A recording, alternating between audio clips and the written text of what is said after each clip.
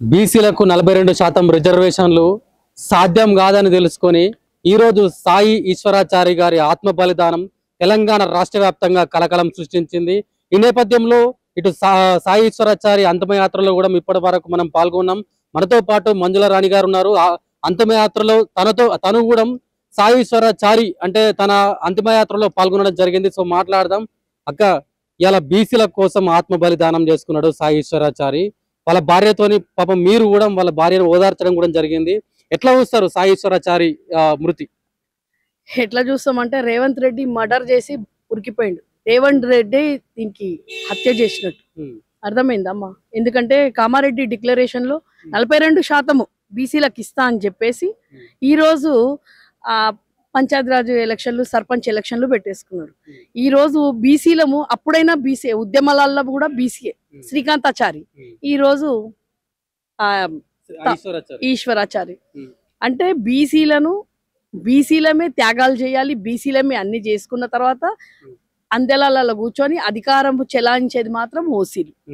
ఈ రోజు ఎంతవరకు అంటే తడి బట్టతోని గొంతు ఎట్లయితే నులిమినో ఈ రోజు ఈశ్వరాచారి గురించి మాకు ఎంత బాధ అనిపిస్తుంది అంటే, అసలు నాకు ఇక్కడ వచ్చిన తర్వాత కూడా అమ్మా ఈ రోజు మాది కూడా పరిస్థితి ఇట్లా అయితే కూడా ఎవరు పట్టించుకునే దిక్కులేరు.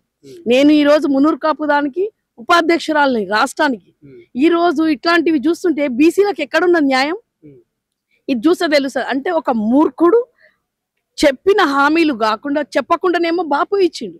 వీడు చెప్పి దొంగలాగా వెళ్ళిపోయి ఒక్కరు కూడా ప్రభుత్వ అధికారి కూడా లేడు ఇక్కడ.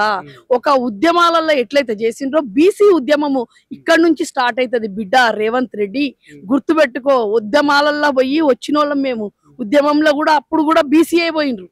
ఎంతో మంది బీసీలు తెచ్చిన తర్వాత ఈ రోజు వచ్చి వీళ్ళు కూర్చొని కునుకుతుంటా ఈ రోజు కనీసం ఒక ముఖ్యమంత్రి అయ్యి ఇట్లాంటి అయిన తర్వాత కనీసం వచ్చి పలకరింపు, ఒక ధైర్యం ఒక బీసీకి.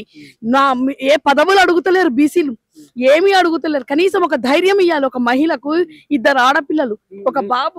మీ కళ్ళలో నీళ్లు తిరుగుతున్నాయి సాయి ఈశ్వరాచారి గురించి మాట్లాడుతుంటే. ఎందుకంత ఎమోషనల్ అవుతున్నారు అక్క? ఎందుకంటే అంటే ఈ రోజు కూడా మాకు కూడా అదే పరిస్థితి కదా. ఈ రోజు మేము బీసీలమై ముందుకొచ్చి మా ప్రాణాలు పనంగా పెట్టుకొని తెలంగాణ ఉద్యమాలలో పెట్టుకున్న తర్వాత తెలంగాణ వచ్చిన తర్వాత 10 సంవత్సరాలు బాపు కేసీఆర్ బీసీలకు మాకు బీసీ పక్షపాతి అంటారు బాపు కేసీఆర్ ని. కానీ ఈ రోజు రెడ్డి పాలన వచ్చిన తర్వాత మమ్మల్ని ఎక్కడ వరకు అనగదొక్కినావు రేవంత్ రెడ్డి. ఇక్కడ నుంచి మొదలయ్యింది బీసీలతో పెట్టుకున్నావు బిడ్డ. మమ్మల్ని సంపంగన్న వర్గాలను తీసుకొని పోయిండ్రు. కనీసం ప్రభుత్వం ఒక్కరు లేరమ్మా. ఈ రోజు ఏ ప్రభుత్వం ఉంది అంటే ఎవరు లేరా? రాష్ట్రంలో కాంగ్రెస్ అనేటోళ్ళు బీసీలు లేరా? ఈ రోజు కొండా సురేఖ ఎక్కడ పోయింది? ఒక మహిళకు వచ్చి ఓదార్పు లేదు తమ్మి. ఒక మహిళ, ఆమె వాళ్ళ భర్త చనిపోయిండు, 2 ఆడపిల్లలు, చిన్న పిల్లలు, వాళ్ళకు ఓదార్పు లేదు. కనీసం వాళ్ళకు ఆర్థిక సహాయం. చాలా పేదవాళ్ళు, వాళ్ళు చాలా పేదవాళ్ళు, రెంట్లు కట్టుకోలేక అది కట్టుకోలేక బీసీల కోసం ఈ రోజు భార్యతోని కూడా అంటుండేనంట ఆయన. ఆ రోజు శ్రీకాంతాచారి ఆ రోజు కూడా చారి కాబట్టే ఉద్యమం ఒక ఎగసిపడ్డది. నా త్యాగంతో కనీసం బీసీలకు న్యాయం అవుతుందని చెప్పేసి ఈ పని చేసుకుంటే తమ్మి. కనీసం వీళ్ళు ఎంత కఠినమైన అంటారు కదా, గల్లీ నుంచి ఢిల్లీ వరకు చూస్తున్న వాళ్ళకు ఒకటే చెప్తున్నా, ఈ రోజు బీసీలను అణగదొక్కడానికి బీసీల నేను చెప్తున్నా కదా, మాకు ఏడుపు ఒకటే తక్కువ. ఇట్లాంటి ప్లేస్లలో కూడా మేము ఇంకా మా త్యాగాలు అంటే మా శవాల మీద దొక్కుంటూ వచ్చిండు రేవంత్ రెడ్డి. ఈ రోజు బీసీలు లేనిది నువ్వు ఎక్కడొచ్చి కూర్చున్నావురా, ఎక్కడొచ్చినావు? కనీసం ప్రభుత్వ లాంఛనాలు కూడా లేదు, నోచుకోలేదంటే రేపొద్దున మేము అందరం ఇంతే కదా. మా పరిస్థితి ఇంతే. నా బాధ ఏంటంటే నాలాంటి వాళ్ళు కనీసం మేము కొంచెం మధ్య తరగతులు, వాళ్ళు చాలా పేదోళ్ళు వాళ్ళకు కనీసం ఒక ధైర్యం ఇచ్చి కనీసం ఏమైనా ఆర్థిక సహాయం చేస్తామని చెప్పేసి ఏదైనా ప్రభుత్వం నుంచి చెప్పాలి కదా, కనీసం చెప్పాలి కదా. ఎక్కడ పోయిన మహిళలు లేరా? కాంగ్రెస్ లో బీసీలు లేరా? అందరు అంటే ఓసీ లేనా? బీసీలు కనీసం వచ్చి సపోర్ట్ ఇస్తలేరంటే ఈ రోజు బీసీలం ఎంత వరకు దిగజార్ చేసిండు రేవంత్ రెడ్డి.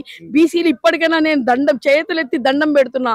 మనం 55% 60% ఉన్నాం కాబట్టి బీసీలకు ఇప్పుడు కూడా కనీసం మనందరం ఐక్యమై ఇట్లాంటి అంటారు కదా రెడ్డి పాలనను అంతం చేద్దాము.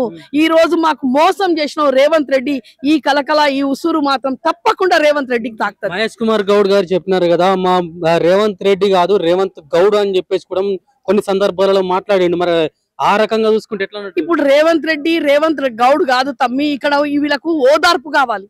ఇప్పుడు తను చేసుకున్నాడు కాబట్టి ఓదార్పు కావాలి. నువ్వు గౌడు అయిపోతావు, రెడ్డి అయిపోతావు, ముస్లిం అవుతావు. అర్థమైందా? ఎందుకంటే వాడు ఎప్పుడు ఎంఐఎం లో కలిసేది కూడా తెలియదు. ఎంఐఎం మాట మాట్లాడుతుండు. మొన్న ముస్లిం కాంగ్రెస్ ఉంటేనే ఇది అని చెప్పిండు. ఎప్పుడు ఏం అంటే వాడు ఆ లంగా లుచ్చ, అసలు వానికి మాటలు తిట్లు కూడా అయిపోయినాయి. రేవంత్ రెడ్డి ఈ రోజు కనీసం నీ ప్రభుత్వం నుంచి ఒక ఓదార్పు ఇయ్యలేదు. ఒక ఓదార్పు రేవంత్ రెడ్డి, నువ్వు 42% రిజర్వేషన్ వచ్చిన తర్వాత ఇట్లాంటి అమాయక ప్రజలను బీసీలు మాత్రం ఇక్కడ నుంచి ఎగసి పడతారు తమ్మి. ఎట్లయితే తెలంగాణ ఉద్యమం ఖచ్చితంగా ఏకమైతము బీసీలము కలిసి తన కుటుంబానికి న్యాయం చేస్తాము. బీసీ రిజర్వేషన్ అయిన తర్వాతనే నువ్వు జిహెచ్ఎంసీ ఎలక్షన్లలో పోవాలి. రేవంత్ రెడ్డి ఈ జోబులకించి ఇస్తున్నట్టు నేను నా కాంగ్రెస్ నుంచి ఇస్తా అంటుండు. అంటే గల్లీలో మాట్లాడుకొని ఢిల్లీలో ఒక మాట చెప్తాడు, గల్లీకి వచ్చి ఒక మాట మాట్లాడతాడు. రాహుల్ గాంధీ ఒకటి మాట్లాడతాడు, మోదీ ఒకటి మాట్లాడతాడు. ఈ రోజు మమ్మల్ని బీసీలను మొత్తం అంటారు కదా తమ్మి, మా కులాల మధ్యలో చిచ్చులు పెట్టి వీళ్ళు కులుకుతున్నారు. అర్థమైందా? వీళ్ళు కులుకుతున్నారు. కనీసం ఒక ఓదార్పు లేకపోతే ఎట్లా తమ్మి? ఒక ఓదార్పు ఇంత పెద్ద అయిన తర్వాత కూడా రాష్ట్రం అంతా కళ్ళు మూసుకొని ఉంటున్నారా? మీరు చూస్తలేరా? బీసీలు ఇప్పుడైనా అంటారు కదా, మరలబడి తెలంగాణ ఎట్లా తెచ్చుకున్నామో బీసీ ఉద్యమం కూడా 42% ఇట్లాంటి తమ్ముడు త్యాగం చేసిన మలిదశ ఉద్యమంలో శ్రీకాంతాచారి ఆత్మ బలిదానం తర్వాత తెలంగాణ ఉద్యమం ఉవ్వెత్తున ఉగిసిపడింది. ఇవాళ ఈశ్వరాచారి బలిదానం తర్వాత ఇంకా బీసీ ఉద్యమం ముందరకు పోతుందా? ఖచ్చితంగా పోతుంది. తొక్కుకుంటా రేవంత్ రెడ్డి ఎట్లొచ్చిండో మేము కూడా తొక్కుకుంటా.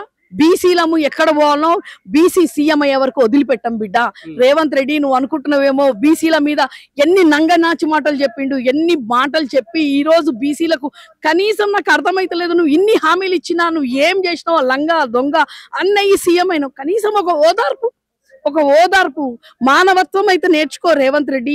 కనీసం మానవత్వం నేర్చుకో. కనీసం నీ ప్రభుత్వం నుంచి వచ్చి ఓదార్పు ఇచ్చినుంటే ఈ రోజు వాళ్ళ కుటుంబానికి మా అట్లాంటి వాళ్ళము మేము బీసీలకు ఒక ధైర్యం ఉంటుండే. ఏ గవర్నమెంట్ వచ్చినా ఏదొచ్చినా బీసీలకు ఒక న్యాయం చేసిరనే ధైర్యం ఉంటుండే. ఈ రోజు మాదందరి పరిస్థితి ఇదే కదా. ఈ రోజు మీది రాజ్యాధికారంలో ఉన్నందుకు నువ్వు సిగ్గున్నదా రేవంత్ రెడ్డి? కనీసం నీ మహిళలు ఎక్కడ పోయినరు? కాంగ్రెస్ వాళ్ళు ఎంతో మంది దొత్తులై మాట్లాడుతున్నారు. బీసీలు మీరు వాని గులాంగిరి చేస్తున్నారు. బీసీలు ఇప్పటికైనా మేలుకోండి. మన పరిస్థితి ఏంది? మనం ఇక్కడ వరకు వచ్చినాము. మన పరిస్థితి ఏంది? మన పిల్లలు ఎక్కడ పోతున్నారు? మన పిల్లల భవిష్యత్తు కోసమన్నా ఈ రోజు ఈశ్వరాచారిది అంటారు కదా ఉదాహరణ. ఈశ్వరాచారిది ఉదాహరణ. వాళ్ళ భార్యకు నాకు చాలా బాధ అనిపించిందమ్మా. కనీసం ఒక మహిళ ఆమె వెంబడి బీసీ మహిళ అనేట ఆమె కూడా నిలబడకుండా ఖచ్చితంగా నాకు నేను చెప్తున్నా కదమ్మా, ఇట్లాంటి దాంట్లో నేను బీసీ అని కాదు, ఎవరైనా పర్లేదు ఒక మహిళకు సపోర్ట్ ఇయ్యండి. కనీసం ఈ రోజు బీసీ ఈమైంది, రేపొద్దున ఇంకోరైతారు. బీసీలు ఎంతమంది బీసీ అసలు నేను చెప్తున్నా కదా, బీసీ అని ఎంత పెద్ద నినాదం తీసుకుపోయిన మూర్ఖుడు ఈ రోజు బీసీ ఒక ఉద్యమకారుడు చనిపోతా కూడా దానికి రాలేదంటే షేమ్ రేవంత్ రెడ్డి, షేమ్.